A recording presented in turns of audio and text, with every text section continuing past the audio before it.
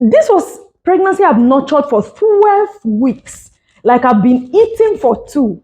I've been exercising for two. I have been doing every single thing for two, not knowing that I have been on my own all this while. By the way, my name is Mary. If you have watched to this point, I am a registered nurse and I love to help people, feel good about themselves and also stay healthy. So that day I woke up and I felt like, you know what, why should I be spotting when I'm pregnant? I was already like 12 weeks gone. And so I decided to go for a scan. After the scan was done, I waited for a result. And when I opened it, I saw an embryonic gestation. Also, it was them, they now wrote blighted ovum in the bracket. And I was like, what is this? The truth is, I have practiced for so many years as a nurse, but trust me, somehow it has never occurred to me that there was something like an embryonic gestation or even blighted ovum. So when I saw this, I was like, what is this? I quickly went to check it on the internet and it's like, okay, this is a kind of pregnancy where there is no baby. For some reason, the baby stopped developing very early in the pregnancy and it's just the sac that is there. Once I saw this, I knew that, you know what, this thing is not going to work. There and then, I already made up my mind. This pregnancy is not going to go on. Let me think of what the next thing to do is. I am someone who do not like to dwell so much on failures, on disappointments, on setbacks. So once I got that result, I knew this pregnancy was not going to continue. I went to see my doctor and she was like, you're not bleeding, nothing. Let's give it time. The diameter does not seem like it's blighted ovum, but I already knew this is it. At the end of the day, they gave me bed rest. I should stay on the bed and wait for some days. And I started bleeding. And that was how that pregnancy went. That was my very first miscarriage. And this was pregnancy I've nurtured for 12 weeks. Like I've been eating for two. I've been exercising for two. I have been doing every single thing for two, not knowing that I have been on my own all this while. So, it was a difficult moment a bit for me, but I put myself together and I moved on. After that time, I had many more miscarriages. It's shocking because I never believed that anything called miscarriage was ever going to be part of my journey as an individual. I was a registered nurse, my husband was a doctor. We knew how to calculate ovulation. We knew how to, take those drugs to prepare your body for pregnancy, the vitamins I was supposed to take. But here I was getting miscarriages upon miscarriages upon miscarriages. So, dear woman, let me tell you something. That miscarriage is not your fault. So, how was I able to overcome all of this, pain, grief, and all of that? I gave myself the time to heal. That's first thing. I gave myself the time to heal.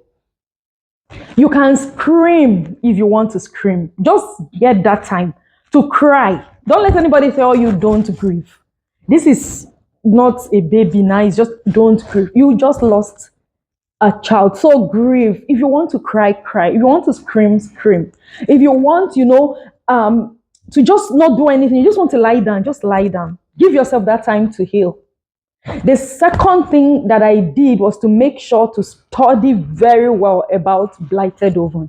And once I realized, you know what, blighted ovum is not even my fault. This is something that happened way early in the pregnancy. It's a medical condition and it is not my fault. So once I knew that, I had peace. Because sometimes you have miscarriage and you're feeling like, okay, maybe it's because of the food I ate, maybe because of the water I drank, maybe because of the exercise. So having that knowledge helped me to understand that, you know what, it is not your fault. So sometimes as a woman going through this situation, you need to educate yourself. You can talk to a professional to explain to you, then you'll be able to know that, this is not my fault, and you find some kind of peace. I am saying this because a woman recently had the miscarriage, and because of the fact that she drank Coke a day before, the husband had been using it to taunt her that she killed her own baby, because she drank Coke. She loved Coke more than the baby she was carrying in her womb.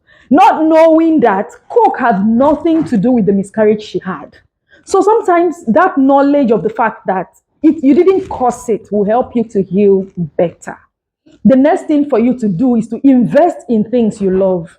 If you love to draw, if you love to hang out, if you love, to write, if you love to, create content, use that period to invest in yourself, to try, to do those things that you love. That way you are able to easily overcome the grief that you're going through at that time. Another thing that you can do is to create ritual. And this is like things that you feel can help you heal. There are people that want to just create memories about the child they just lost, writing about the pregnancy, the journey, your loss, and all of that. Things that make you happy. Just create that ritual, something you do routinely to make you, help you heal. So you can do all of these things to help you begin to heal within that period of your loss. And you can also seek support from family and friends. There are people whom you know genuinely care for you,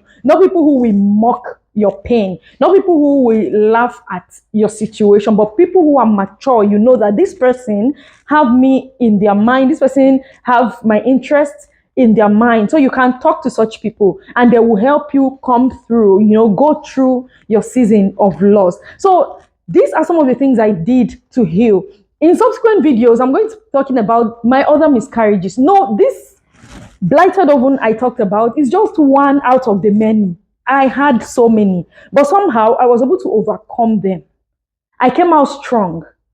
And today I have that cute baby girl. When it was time for her to come, nothing stopped it. So I want to encourage you that despite you're going through this grief right now, it is not the end of the world. So you need to put yourself together, heal, and move on quickly into trying for the next pregnancy. Trust me, everything is going to be fine. So I hope to see you again in the next video. Bye.